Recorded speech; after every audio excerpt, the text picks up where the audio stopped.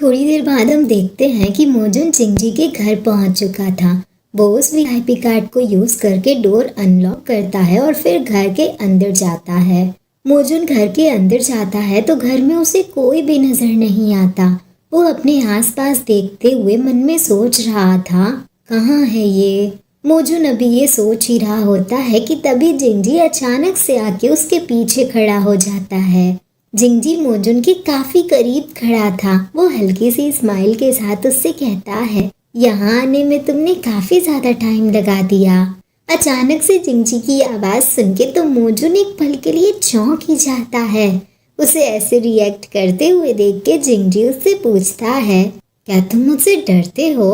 जिंगजी का ये सवाल सुन के मोजून साइड आई से उसकी ओर देखते हुए सीरियस टोन में कहता है, बकवास बंद करो, बाद में मुझे अपनी पार्ट टाइम जॉब पे भी जाना है, इसलिए जल्दी करो।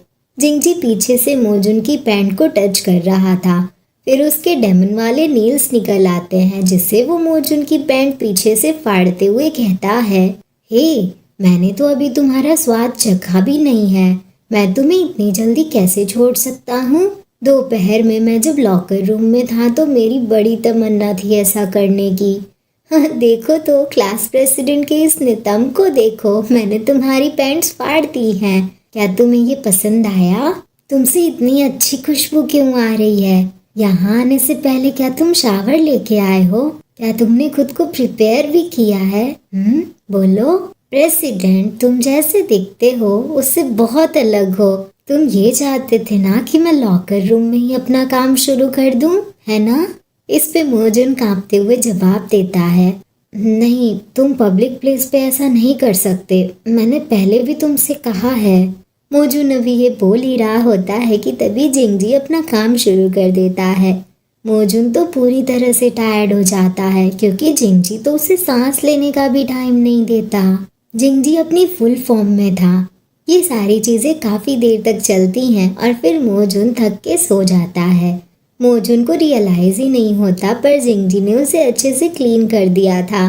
मोजून बेड पे सोया हुआ था और जिंगजी उसी के बगल में बैठ के मोबाइल पे गेम खेल रहा था और बीच बीच में अपने सामने वाले प्लेयर के ऊपर शाउट भी कर रहा था, हे, क्या तुम जानते भी हो कि गेम कैसे खेला जाता है? हाँ। जिंगजी की आवाजें सुन के धीरे धीरे मोजून की नींद खुलने लगती है। वो धीरे से अपनी आंखें खोलता है तो उसकी नजरों के सामने जिंगजी था, जो बिना कपड़ों के बेड पे बैठ के गेम खेल रहा था और इरिटेट होके बोल रहा था, दफा हो जाओ यहाँ से, तुम्हें तो खेलना भी नहीं आता, भागो यहाँ से, मैं तुम्हें इसी पल गेम सपोर्ट सर्विस को रिपोर्ट करता हूँ। मोजून थोड़ी देर तक जिंगजी की ये बातें सुनता है और फिर तुरंत उठ के बैठता है। मोजून उठ के बैठ रहा होता है तो उसे अपनी लोअर बॉडी काफी क्लीन लगती है, जिसे देख के वो मन में सोचता है, क्या इसने मुझे क्लीन किया? मोजून अभी ये सारी चीजें सोच ही रहा होता है कि तभी उसके फोन का अलार्म बजता है। वो अपने चश्मे पहनते हुए फोन में टाइम देखता है तो रात के 8 बज चुके थे।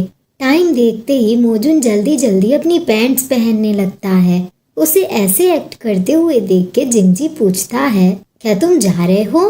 मोजून कोई जवाब नहीं देता और जल्दी जल्दी अपने शर्ट की बटन्स बंद करने लगता है।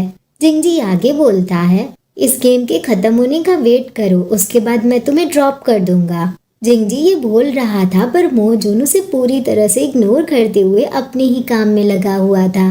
उसे ऐसे एक्ट करते हुए देख के जिंगजी गुस्से में चिल्लाते हुए कहता है, हे, तुम मेरी बात सुन भी रहे हो या नहीं? हे, रुको, हे, वेट। जिंगजी मोजून को रोकने की बहुत सारी कोशिशें करता है पर मोजून उसकी बातों को पूरी तरह से इग्नोर करते हुए तुरंत जोर से दरवाजा बंद करके वहां से चला जाता है। मोजून से रिजेक्ट होने के बाद तो जिंगजी को बहुत ही ज्यादा गुस्सा आता है। वो गुस्से में जोर से अपना फोन जमीन पे पटकते हुए बोलता है, मैं दफा हो जाओ। वो बिल्कुल एक बात ना मानने वाले कुत्ते की तरह है। वो सुनता ही नहीं और चला जाता है।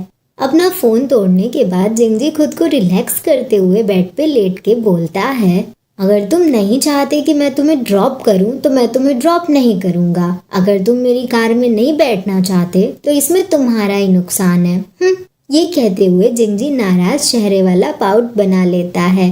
ओहो जिंगजी, तुमने कहा कि तुम्हारी कार में ना बैठने से नुकसान मोजून का होगा, पर यहाँ तो सिचुएशन उल्टी ही नजर आ रही है। हम सबको तो तुम्हारा नुकसान नजर आ रहा है। देखो ना कैसे तुम ये रूठने वाला चेहरा बना के बैठे हो। जिंगजी पाउट करते हुए खुद से कहता है, शिट, ऐसा लग रहा है जैसे मैं उसे कर्ज चुका रहा हूँ, ना कि वो। उसने मेरे साथ क्वालिटी टाइम स्पेंड किया और फिर ऐसे चला गया जैसे वो मुझे जानता ही ना हो। चलो चलो जिंगजी, तो तुम क्या चाहते हो? मोजून को क्या करना चाहिए था? क्या वो तुम्हें हग करके जाता? जैसे तुम्हारी हरकतें हैं ना, तुम ऐसे ही ट्रीटमेंट डिजर्व करते हो। एक तरफ जिंगजी मोजून के ख्यालों में डूबा हुआ था और वहीं दूसरी ओर मोजून उसे बिल्कुल भी याद नहीं कर रहा था। वो तो द कॉफी कैफे में अपनी पार्ट टाइम जॉब करने पहुंच चुका था। वो ऐसी सिचुएशन में होने के बावजूद भी जल्दी जल्दी करके टाइम पे अपनी पार्ट टाइम जॉब पे पहुंच ही चुका था। जिंगजी कैफे में अपनी ड्यूटी कर रहा था कि तभी उसकी कोवर्कर वहां आती है। वो लेट थी तो इसीलिए उसे कैफे ओनर से डांट पड़ती है। वो उस कैट वर्कर से पूछता है कि तुम्हें आने में इतनी देर क्यों हुई। वो कैट वर्कर बताती है, लेकिन मैं तो नॉर्मली इसी टाइम पे कैफे में आती हूँ। इस पे ओनर उसे डांटते हुए कहता है, चुप रहो, देखो वो नया बच्चा भी तुमसे पहले आ गया। तुम्हारी हिम्मत कैसे हुई ऐसा कहने की? हाँ, ये सुन के तो उस लड़की का मुंह ही बन जाता है और वो नजरें नीचे झुका के वहां से जाते हुए कहती है, मुझे माफ कर दीजिए, मैं अभी चेंज करके आती हूँ। ये बोलने के बावजूद भी वो बड़ी धीरे धीरे चल रही थी। ये देख के कैफे ओनर फिर से उसे डांटते हुए कहता है, जल्दी करो, सच में आजकल के ये यंगस्टर्स तो बड़े ही धीरे हैं। वो लड़की जब चेंजिंग रूम में पहुंचती है तो मोजून भी वहीं था। वो अपनी एप्रन पहन रहा था। मोजून को देख के वो लड़की गंदा सा मुंह बनाते हुए बड़बड़ा के बोलती है, कितना घमंडी है ये नया नया है पर फिर भी इसकी वजह से बॉस ने मुझे डांटा। वो लड़की मोजून को देखते हुए ये बातें बड़बड़ा ही रही होती है कि तभी उसकी नजर मोजून की गर्दन पे जाती है, जहाँ पे उसे एक बाइट मार्क नजर आता है, जिसे देख के वो खुद से कहती है, ओह गॉड, क्या वो एक बाइट मार्क है? गाइस, ये जो लड़की है ना, इसका नाम टियान है और ये बहुत ही बुरी है। इसकी वजह से मोजून को बहुत सारी प्रॉब्लम्स फेस करनी पड़ती हैं। ये आपको इस स्टोरी में आके पता चलेगा। ऐसे ही कई दिन बीत जाते हैं। दिन का टाइम था। हमें द कॉफी कैफे का सीन दिखाया जाता है, जहाँ एक टेबल पे 4 लोग बैठे हुए आपस में बातें कर रहे थे। टियान भोला सा चेहरा बना के उन लोगों के पास जाती है और उनमें से एक आदमी जिसका नाम जुआन था, उससे बड़े ही मासूमियत से पूछती है, जुआन गागा, क्या आप यहाँ मुझसे मिलने आए हैं? मैं तो बहुत ही ज्यादा खुश हूँ, पर क्या आपकी गर्लफ्रेंड इस बात से गुस्सा नहीं होगी?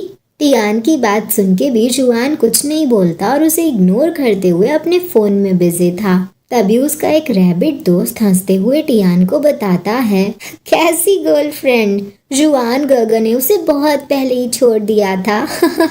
ये सुनते ही टियान तो इतनी ज्यादा खुश हो जाती है कि उसकी खुशी का कोई ठिकाना ही नहीं होता। वो बड़ी सी स्माइल करते हुए कहती है, वो जुआन गागा जैसे अच्छे लड़के को उसने अपने हाथ से जाने दिया। मुझे नहीं पता कि उस लड़की ने क्या सोच के ऐसा किया।